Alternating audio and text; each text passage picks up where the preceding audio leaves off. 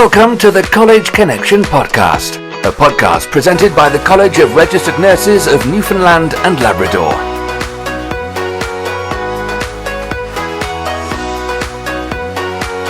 This is the College Connection podcast. Welcome to the College Connection podcast. The College Connection podcast is made available to registered nurses and nurse practitioners to promote good practice and to highlight the importance of regulation in healthcare.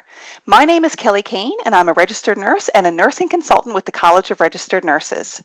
With me today is a very special guest, Melanie Venables, and she is the Director of Policy and Communications with the Professional Standards Authority for Health and Social Care, which is located in London, England. Hi, Melanie. How are you doing? Hi, Kelly. Yeah, very well, thanks. How are you? I am very well, thank you. Thank you so much for being with us today. We really appreciate you taking the time to join our podcast. Well, thank you for inviting me. Yeah, it's a pleasure. Melanie, let's begin with an introduction. Can you tell us a little bit about yourself? Yeah, sure. Hi, so I'm Mel. I'm Director of Policy and Communications here at the Professional Standards Authority, which is the oversight body for the professional regulators of health and care roles in the UK. And I can tell you a little bit about how I got into regulation, if you like. Yes, please, absolutely. Okay, great, because it's not always the most common route for people to think of. And I actually came to regulation through art. So when I was an art student many moons ago, I went to an amazing museum called the Hunterian Museum, which is in the Royal College of Surgeons here in London. And the museum includes lots of medical exhibits of dissections of body parts. It's a real collection of sort of the history of surgery through the ages in the UK. So I went there to draw essentially the exhibits and was really fascinated by all the anatomical studies. A few years later, I hadn't decided to try and make my living as an artist, but remembered this amazing museum and that it was in the Royal College of Surgeons. So I decided to apply for a role there. And the college really, I guess, is part of the quite rich and unique history of regulation in the UK. It's not a regulator itself, but it has a long-standing role promoting standards and education and training for surgeons. And there are other royal colleges who do similar for other types of profession within the UK.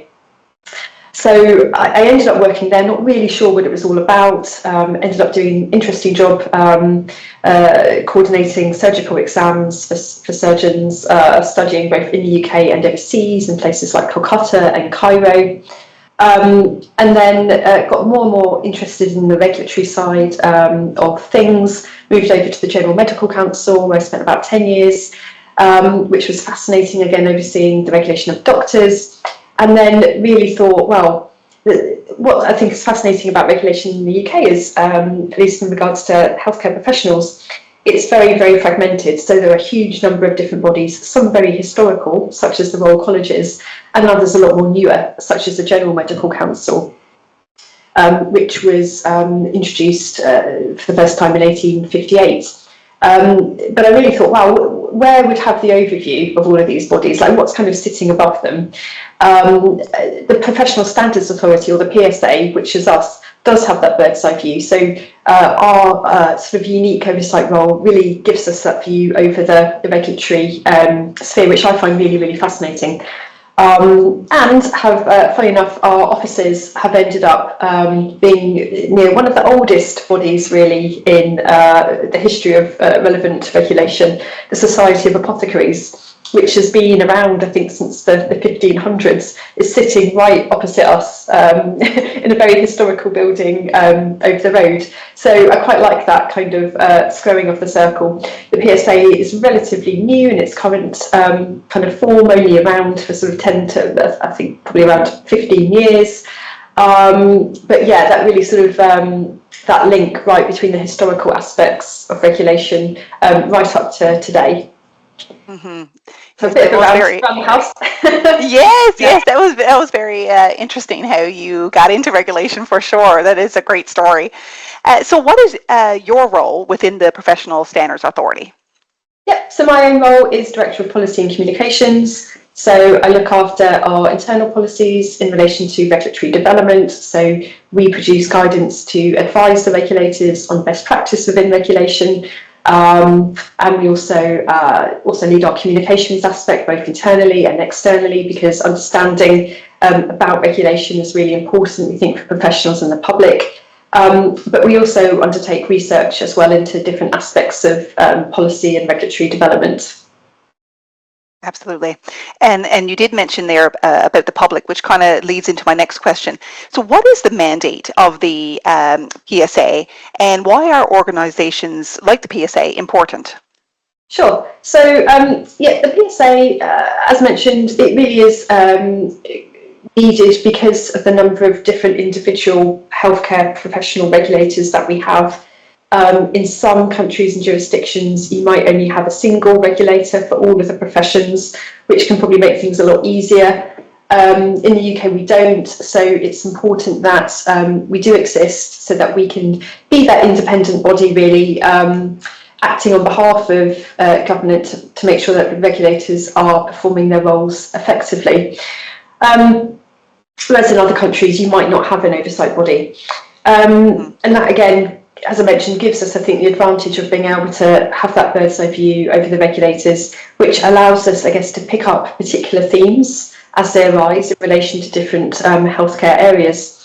So I guess we really try and use our fairly unique role to try and identify where there might be gaps in the patient safety and regulatory framework. And although we can't always act on them ourselves, we can then bring together other organisations and convene those discussions around how they should be addressed and how they should be taken forward.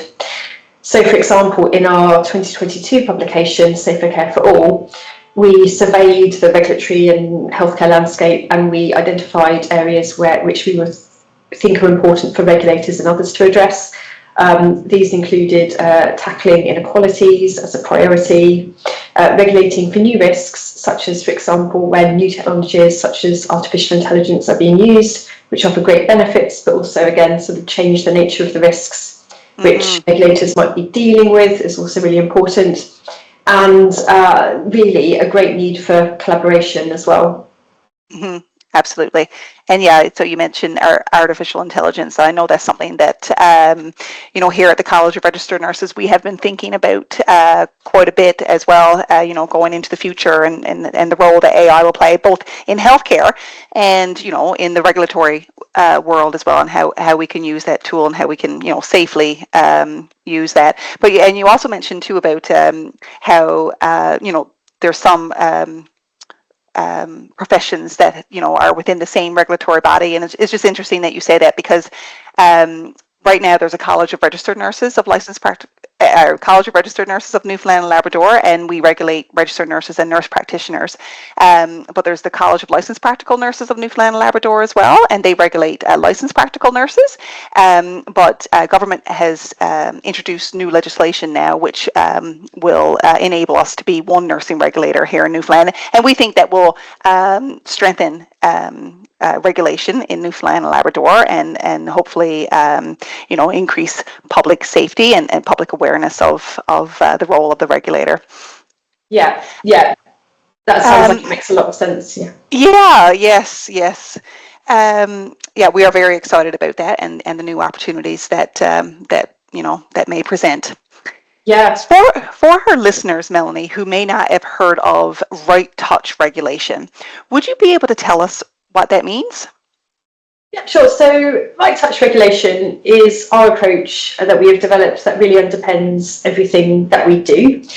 It's very much based on the principles of regulation initially developed by the Better Regulation Executive within the UK, to which we added a further principle ourselves, one around agility. But the core principles really relate to transparency and proportionality, and all of those terms which we've come to expect, I guess, within regulation, but which perhaps it's also easy to forget that not so long ago there probably wasn't this consensus around the central importance of these principles, at least perhaps not so much within the UK. So really it's an approach that we've developed in order so that it could be applicable for regulation beyond just the health sphere as well. So the sort of principles and the approach of right touch regulation could be applied more broadly. And essentially, really, it just involves looking at, defining as closely as possible, what is the problem that needs to be solved before you jump to a regulatory solution.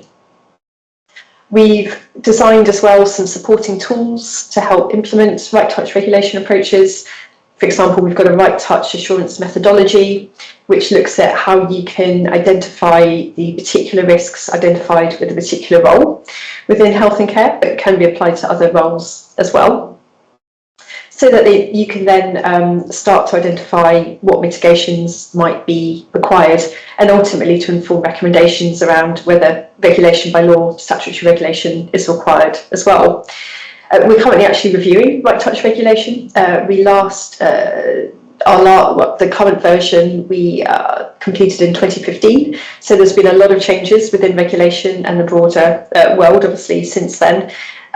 So we're updating it to take account of, for example, the greater need for collaborators perhaps to collaborate on issues which go beyond direct regulatory's traditional remits, such as on, for example, sustainability and the environment, and of course, coming back to AI as well. Mm-hmm. So we're really keen for it to help to address regulators in looking internally and thinking about those questions, sort of trying to balance out, where is it justified and in the public interest for them to go beyond their roles and to work with others, which I think is becoming more and more relevant. So it's really going to aim, I guess, as to sort of set out a practical roadmap as well for regulators to follow in that regard. And I hear you throughout that response about right touch regulation. You mentioned the word risk and risk mitigation, which completely leads into my next question for you is, how can regulators use regulation to bring innovation and reduce risk? Yeah, thanks. That's a really good question, and I think it's one in which regulation can often be seen as either sort of almost sort of promoting the good and very upstream, or I guess as a risk mitigation. But I really like as well, and I think this idea comes from, or this concept comes from Malcolm Sparrow, who I'm sure you and listeners will be aware of, is those two things are not necessarily distinct. They're just really two sides of the coin. So when we look at risk, I think it's a little bit of a forced economy that we also fit into in terms of either innovation or risk management. Mm-hmm. In terms of actually how regulation can support innovation, however, I think it's much more natural for us as regulators to look at learning from when things have gone wrong, because we don't want to add too much regulation. So that's kind of natural, but that does also mean that we don't necessarily use it to identify what's going well. One of our sort of lines of thinking, and one that I'm personally quite interested in, is if we were making better use of data, could we start to identify those areas of innovation by starting to compare actually where outcomes, and in this context perhaps it's actually patient outcomes, are actually better than expected given all the challenging situations that we know. So someone could be working in a very challenging area, perhaps have access to less resources than they should do, but actually amazing things are happening, or surprising things are happening in terms of those outcomes. So that's likely to be where the innovation is. So we think it's really important to look at the whole landscape, to begin to use data, perhaps to collect data in a bit more of a structured and conscious way than we have been doing before, so that we can identify those areas of innovation as well as patient safety risks. And I think the other thing I'd say is I think it's really interesting how we tend to think of risk as well. Within professional regulation, we can quite often end up talking about professionals almost as if they're the risk themselves. And sometimes that is the case. But more often, in the vast majority of cases, that's hugely outweighed by actually the care that they're providing to the patients. So the patient is the one really with all the risk, because it's so unpredictable. What's going to happen in the next step of their treatment, or what symptoms they're going to have next. So really, I think seeing professionals as walking mitigations of that risk for us in professional regulation is a lot more helpful than how they can sometimes probably feel to those on the other end of regulation, as if they're the ones that we're trying to sort of manage in some way. Yeah. Absolutely. That's a very interesting viewpoint on that. It's very insightful, Melanie. And kind of going back to your question, I think about, we, the college, my colleague and I, Michelle, sometimes we're invited into the healthcare system to give presentations, and we talk about a regulatory framework that we work under, which is about preventing poor practice, promoting good practice, but then also a part of being a regulator is intervening when practice is unacceptable as well. But we talk about that upstream approach, and myself and Michelle being in policy and practice, we certainly see every day, because we receive practice calls, we go in, we talk to registrants on a regular basis, we see the absolutely dedicated professionals that are doing wonderful things with patients within the system. So, I really like that, that viewpoint that you shared. It's very interesting. Thank you. Yeah. Melanie, what regulatory trends are you seeing? Yeah, so I guess in terms of trends, we are definitely seeing, mentioning going back to AI perhaps because it is quite key at the moment, but I think this is obviously becoming more and more relevant in terms of what regulators are needing to grapple with. And I guess, again, the various sort of impacts of that being needing to think, for example, around how it's changing the practice that people are doing, whether using AI to greater effect in their actual medical practice, for example, and what's appropriate and how regulators should make sure that there's appropriate ethical guidelines, for example. But also, I think in terms of the opportunities it's creating as well for more for greater efficiencies, really. Here in the UK, for example, a lot of the regulators have quite significant backlogs of concerns they're looking into about professionals. I think quite a big question is whether AI could be applied, for example, maybe slightly earlier to help inform decision making at an earlier stage, and to help really augment it, to help reduce the number of people who might need to be in that process, certainly when it's for such a long period of time. And I think within regulation, we're seeing other areas, industry and developers and insurance industry even making great use of tools such as AI. We haven't seen that yet in regulation, which is perhaps partly down to the fact that there's no single body responsible for implementing it in such a way and having that oversight. So that's one of those kind of emerging areas, I guess, that we are using our role to try and convene the regulators and to generate consensus and understanding on moving forward together. Which I think as well, coming back to your earlier point around the role of regulators, I think it is important to make sure that the primary focus of a regulator remains on providing that overall safety net of assurance. But in this area, I think AI is probably an area where regulators are also potentially feeling less confident in as well themselves.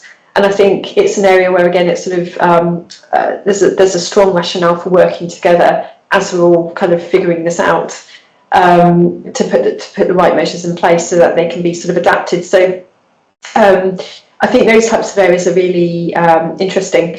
I think another point I'd highlight, mentioned inequalities before. I think there's a growing awareness of the impact of inequalities in the wider population and health system on the regulation of health professionals.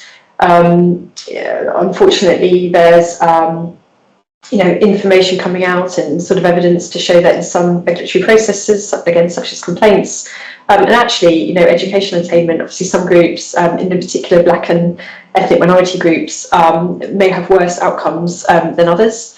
So it's really important for regulators to be understanding the reasons for that and whether their processes are adding to any wider systemic discrimination and biases that may be taking place. And at the PSA, we introduced a few years ago now an equality, diversity and inclusion standard specifically for the regulators, which has really helped, I think, drive up standards in this area. So that's a real area of focus. I think possibly related to that is also an emerging strand around culture as well, and the importance of culture and environments. We know that the culture and the environment in which healthcare professionals are working is intrinsically related to their performance, and therefore also patient outcomes as well. I was listening to a speaker yesterday actually who was talking about some research in which they've shown that if the family of a patient is even mildly rude to the healthcare professional, just how much that affects the outcomes of whatever procedure they're doing in terms of safety. And we know that unfortunately, quite a few healthcare professionals have been exposed to completely unacceptable levels of violence and aggression and sexual misconduct in the workplace. Not only from patients, but also from colleagues at times. So, that's clearly very unacceptable, and we are probably still only discovering that, and it's only really coming to light just the extent of the nature that's happening, sadly, in many workplaces. I think for us in professional regulation, that really makes it really important that we really work with others to understand where those impacts are affecting individuals. We tend to, we've separated out, I guess, the regulation of individual professionals from the regulation of, environments or places. Mm-hmm. And I guess when you think about the fact that when something goes wrong, it's very rarely ever a single individual's, fall to accountability. It sort of draws the question of, at least to me, of, do we actually need quite a different fundamental approach to how we regulate those working in the healthcare system in the UK, so that we know as a minimum they're not worried about concerns being raised about them, about things which they simply may not have any control over, or which they may feel again are linked to these environments. So I think that's really important, because within the NHS in the UK, we also have significant workplace shortages. Retention is a real issue. Making people feel recognised and valued in their roles is obviously so key to providing that service for the public. So I think in a way all of these are kind of linked. And actually, just to circle back to the first point, just to mm-hmm. close your question, Kelly, I think one of the ways in which in the future we think maybe artificial intelligence would be able to help with some of these is actually being able to draw on data about complaints and concerns to identify learnings that can then feed into a more preventative regulation, but could actually help identify perhaps where complaints are perhaps more likely to be informed by bias and other factors earlier on. So I think there's, in some of these trends, there's sort of intrinsic links between them. But we've actually got a real opportunity to address some of them if we can make the most of these new opportunities as well. You said a lot in that answer, and a lot of it was very interesting. And I've been taking down a few notes. No, it was excellent. And you talked about EDI, and you mentioned that PSA released an EDI standard. So I'm going to take a look at that, because that's something here at the college that we are committed to as well, is making sure we put that equity, diversity, and inclusion lens on the work that we are doing as well. And the next thing that you were talking about, was the environment. And the college, we don't regulate the healthcare system. So we regulate individual registered nurses and nurse practitioners. But we are certainly aware that they work in the healthcare environments, which, especially post-pandemic, face a lot of different challenges. You mentioned, workforce challenges, maybe short-staffed and things like that. And, we talk about the standards of practice for registered nurses and nurse practitioners, and standard 1.6 is recognizes and takes actions in situations where client safety is potentially or actually at risk. So when nurses are out working in these environments, they have an expectation that they address any issues. And we have a toolkit. It's called a toolkit for resolving professional practice issues, and it helps the registered nurse articulate their concerns by using their standards and do so in a professional manner, and and follow the appropriate chains of command and things like that. So that's a good tool, because I think when you're in a large healthcare system, you can feel helpless sometimes, and but there are ways to advocate for those changes. And then, like you mentioned about violence, we are hearing it is in the media. Nurses are experiencing higher levels of violence in the workplace as well as other professionals too. We hear it about teachers as well. Those were all really interesting points that you brought up, and things that we are seeing here in Newfoundland, Canada as well. Because I know obviously you're in London now, but it's interesting how it's a lot of the same. A lot of the same trends. Absolutely. That tool sounds really interesting, actually, as well. I'll try and look it up. And just going back to the environment as well, which again I think is an interesting question. How do people balance those decisions around better patient outcomes with longer term sustainability? And is that tool could it be used in that context as well? Is it for any sort of ethical dilemma question? For the toolkit, it's if a registered nurse faces a situation where they're unable to meet their standards, if whatever reason that may be, they can use that toolkit to there's a template there of a letter and things to include. It just gives them things to consider when they are addressing those concerns. So if for some reason they recognize that this client is unable to have the optimal outcome because of these factors, then yes, they could use that toolkit to identify that issue. Absolutely. Yep. Yeah, that sounds great. Yeah. It is a helpful toolkit. We try to inform registrants that it do exist. Every chance we get. So that's why I did mention that. Yeah. Melanie, registered nurses and nurse practitioners are self-regulated professionals. Mm-hmm. What are your feelings on self-regulation? Yeah, good question. And I think there's different levels of self-regulation, isn't there? I think obviously not everything can be subject to statutory regulation. And I think given, and I don't know about with you, but here in the UK, to meet different and changing workforce needs, there's an ever increasing number of different roles and creative ways that the NHS is finding to meet those needs, and that's leading to a range of new different roles being developed. Not all of those can or should be brought into professional regulation, we would say, going back to our right touch approach. So I definitely think that self-regulation has a key role.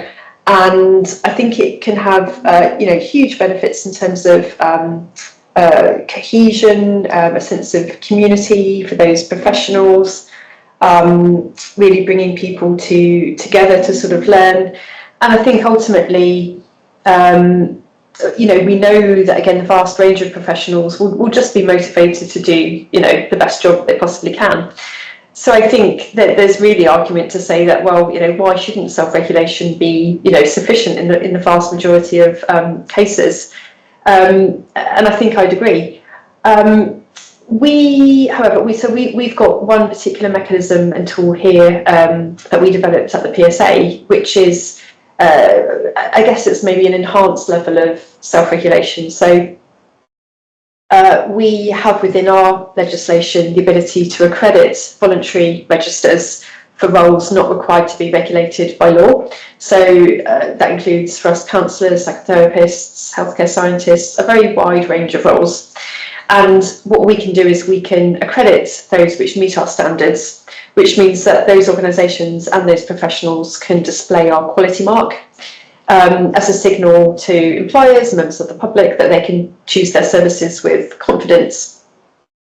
That's something I think we found has been of increasing, again, interest and use, particularly to the NHS, as I mentioned, who are developing all of these new roles, and it can sort of provide that additional layer of assurance.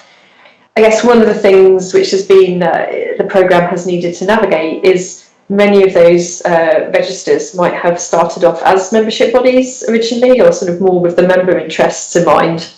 And I've had to make that shift and that evolution to more sort of public interest, being the primary focus. But we've certainly seen that really, no matter whether the organisation is, and some of them are very, very small, maybe perhaps run by a staff of 2 or 3 people, right up to the largest, which is got around I think 60,000 members, which is almost the size of some of our smaller regulators. It can be done, and with appropriate governance, it can be achieved, and you can sort of get that balance. And again, I think it's the benefits of that versus bringing in initially, say, statutory regulation is more flexible. So it can be more responsive to new needs, and it is really very effective. Absolutely. I'm going to jump ahead a little bit, because you did mention then about associations and where the I guess the mandate is more member focused. Why is the separation between advocacy groups like unions or professional associations and regulators? Why is that separation so important? Yeah, well, I think it's really important because advocacy groups will be very, very well placed to be the experts on particular issues in relation to risk. And I think particularly when they might have been led with people with direct experience of that themselves. And we've certainly done and are working with some people who've been, for example, directly affected by things like suicide and other aspects. And I think there's huge learning that can be that when people feel able to share that, it's hugely beneficial, and it can actually achieve change sometimes a lot faster than perhaps otherwise it could be achieved. So I think that's really important, and I think actually for regulators to be able to listen and understand the experiences of people who've been directly affected by essentially those that they're regulating is also really important, and it's something which hasn't necessarily been a central focus of regulation to date. So I guess what I'm saying is I think the role of advocacy is so key. I think where it's beneficial to have that degree of separation still is regulators, I guess, to be able to do their jobs effectively, have to be independent, probably have to be necessarily one step removed, so that they can sort of step back and see the bigger picture. And to be able to help advise, in some matters where actually regulation, might not even be enough. You might actually need a change in law. So I think regulators and advocacy bodies need to work together closely, but bear in mind the different roles and remits. And perhaps just to give one example of that, at the moment in England, there's proposals which may or may not be taken forward by the relatively new government we have here. It remains to be seen, but in the previous government, proposals were underway to introduce licensing for non-surgical cosmetic practitioners in the UK, so people offering fillers and Botox, who have largely been unregulated, and only until fairly recently actually was legislation introduced banning things like Botox and fillers from being given to people who are under 18. So that's quite amazing if you think about it, that I've certainly got teenage daughters, and that they could have just walked in and should they have wished got some Botox. And it's unfortunately it has taken, well, I guess a combination of some organisations campaigning, but also it's a particular area that we had highlighted risks in this area as well. So I guess that's an area where there's always going to be people who are very, very passionate about a particular outcome. From our position, I guess, at the PSA, we can see that there might be a whole different range of regulatory measures that could be used to manage that risk. Licensing is one way. but voluntary accredited registers are another way. But we also need to think about the fact that many medical professionals will also be potentially could be administering some of these treatments as well. So I think by working together, we can achieve a more effective outcome. But I think what regulators can bring is a bit of the objectivity, stepping back, seeing the big picture, and advising on, within the broader landscape, what's likely to be the most effective regulatory tool. But I do think sometimes, the role of advocacy is really that momentum and that motivation, which, regulators, need that really as well. Absolutely. Melanie, in times of crisis, we have seen a tendency to portray regulation as the enemy. How would you respond to this? Yeah. Well, I mean, I think it's kind of natural in a way, isn't it? Like, when something terrible goes wrong, it's very natural to ask that. I mean, within the UK currently, for example, there's been the terrible case of, Lucy Letby, which you may have heard of, so convicted of murdering babies as a nurse while in her care. There's a current public inquiry underway at the moment, actually, into just how that happened, and quite rightly, questions need to be asked and need to be answered and acted upon. So I think it's very natural to ask what happened, and I think that's right, and I think that regulation and regulators have to be absolutely transparent, and to be not only expecting those questions, but to be inviting those questions when things go wrong, and to be proactively transparent, so that learning can be identified. But I also think as well, it's a kind of a double bind for regulation, because conversely, when nothing goes wrong, we can sometimes get the question, well, do you really need regulation at all? So we really, I think, want it to be this kind of safety net, but to do its job really well, it kind of has to be invisible. It can't always be that. So very difficult for, I think, regulation to almost have a kind of a high regard with the public. But I mean, I think there is a certain level of public trust in regulation, which is obviously really, really key to maintain. It's quite hard, I think, to measure always the level of public trust in regulation, because there's such different varying levels of awareness about regulation, and probably the same for you as well. There's a question around how much do people need to be aware of the system of regulation, or how much do they just need to know that there's something there keeping it safe. I think the only time that might become a problem is when it becomes apparent that there's such a big gap between what the public think might be happening and what's actually happening on the ground. So, for example, maybe 10 years ago, medical revalidation was introduced for doctors, so where doctors have to go through a kind of a revalidation, reapply, but their license essentially is revalidated, rather than it sort of not needing to go through that process. So that forms a really helpful, I guess, additional safety check, which has been in place for some other professions, I think, for example, for pilots for some time. The public, I think, in many cases may have assumed that was the case, or that was happening, when it's actually not.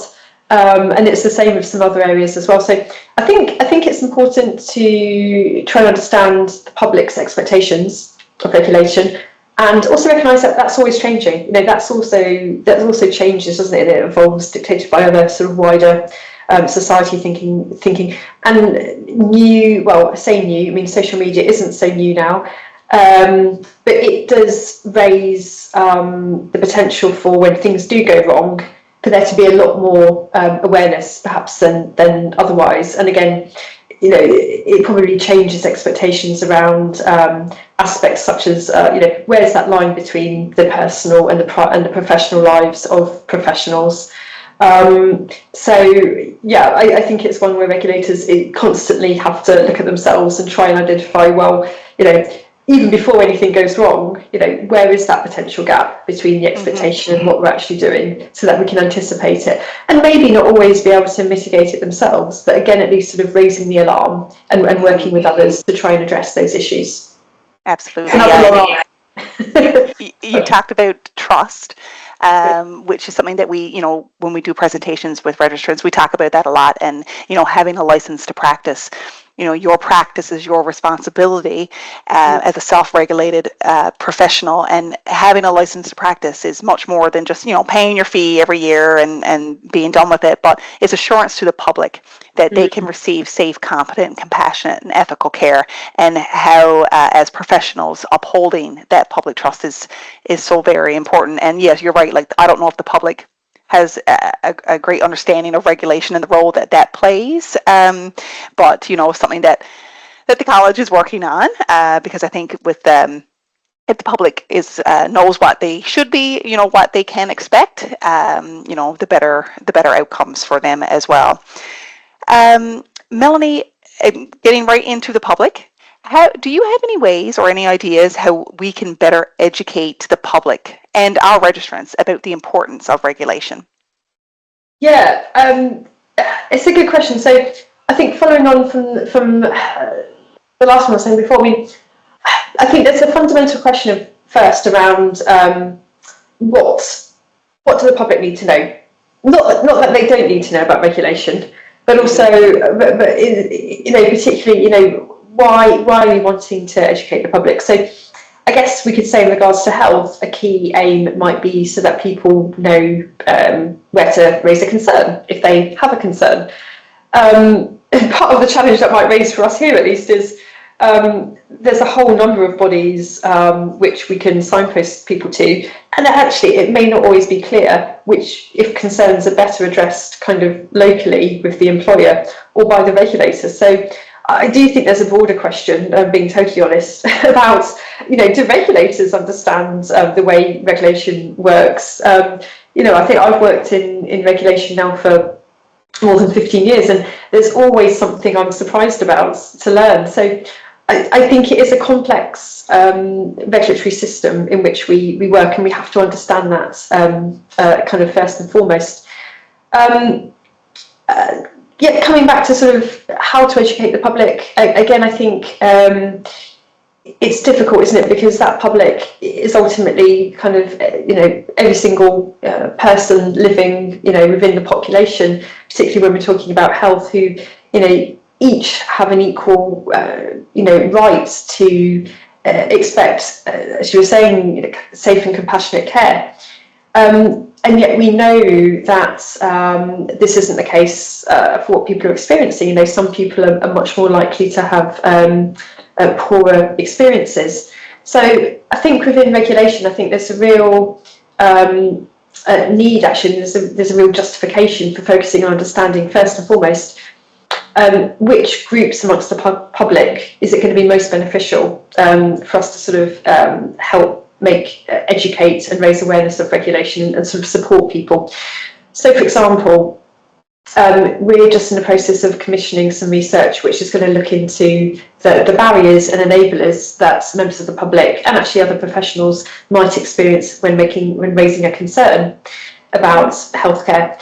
And we're going to be very interested to see the findings of this, and in particular whether there's any groups that might be more likely to experience this or not. And again, that should enable us to then start to identify, well, how can we start to address that?